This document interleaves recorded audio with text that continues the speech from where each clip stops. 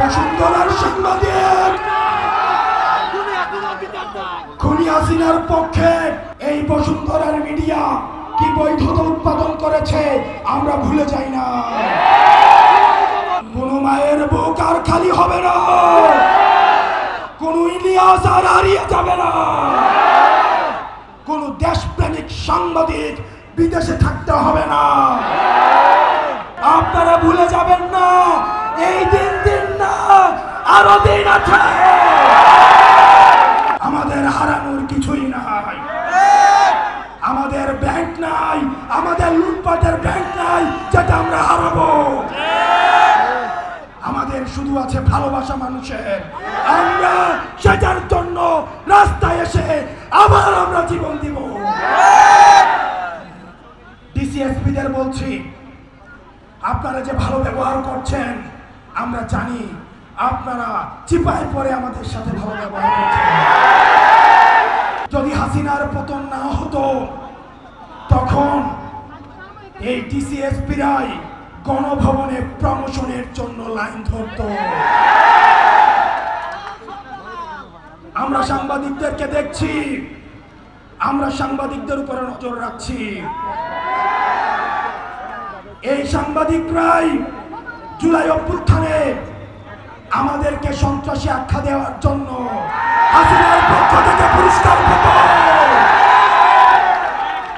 প্রিয় রাজশাহীবাসী, বাংলার আকাশে দুর্যোগের ঘনঘটা দেখা দিচ্ছে, আপনাদেরকে সতর্ক থাকতে হবে।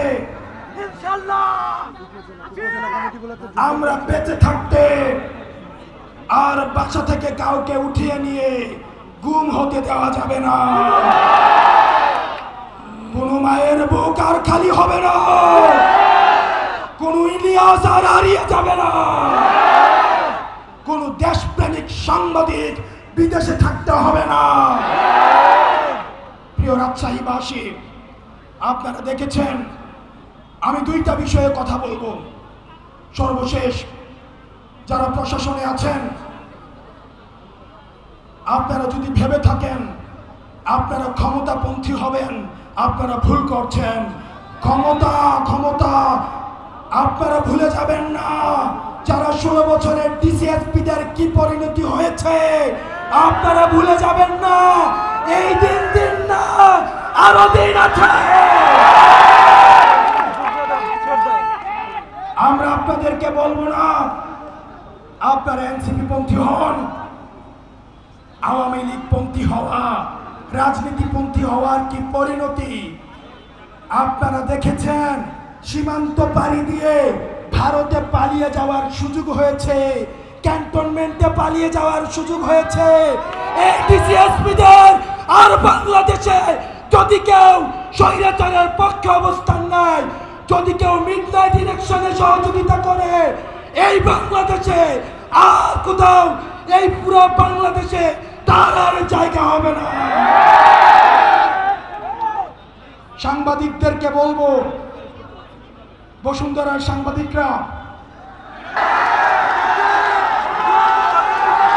বসুন্ধরার সাংবাদিক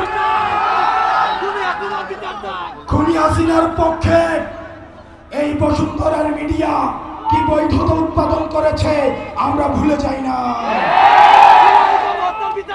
এই বসুন্ধরা গ্রুপের সাংবাদিকরা আবার নগ্ন হয়ে অপরাধের বৈধতা উৎপাদনের জন্য আবার নেমে পেরেছে, আবার আরেকটা একাকার ঘটাতে তারা ষড়যন্ত্র করছে।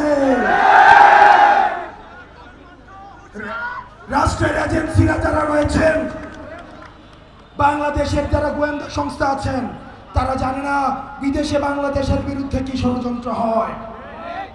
তারা জানে না বাংলাদেশের সার্বভৌমত্ব ঝুঁকিতে ফেলার জন্য কি ষড়যন্ত্র হয়। তারা যেটা করে, তারা ক্যান্টনমেন্টে বসে বসে রাজনৈতিক দল খুলে, তারা এই দলের বিরুদ্ধে আরেকটা দলকে লাগিয়ে দেয়, তারা এক নেতার বিরুদ্ধে আরেক নেতাকে লাগিয়ে দেয়। আপনারা বাংলাদেশের গোয়েন্দা সংস্থা, আমরা আপনাদেরকেও দেখছি। আপনারা এখানে যারা রয়েছেন, সংস্কার না হওয়া পর্যন্ত আমরা ক্ষমতার জন্য আন্দোলন করি নাই। এই প্রজন্ম ব্যাট হাতে যে ছেলেটা এসছে ছেলেটা প্রাইভেট থেকে খাতা কলম নিয়ে স্লোগানে এসছে, তারা ক্ষমতার জন্য রাজপথে নামে না।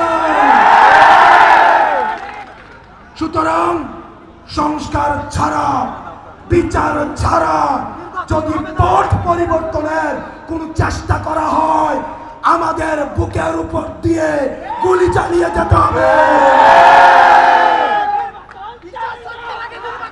আমরা নির্বাচন চাই, অবশ্যই চাই, তবে সেটা সংস্কার সহ, জুলাই ঘোষণাপত্র সহ। আপনারা সবাই ভালো থাকবেন। আবার দুর্যোগের ঘনঘটা দেখা যাচ্ছে, সেটার জন্য আপনারা প্রস্তুতি রাখুন। ইনকিলাব, ইনকিলাব।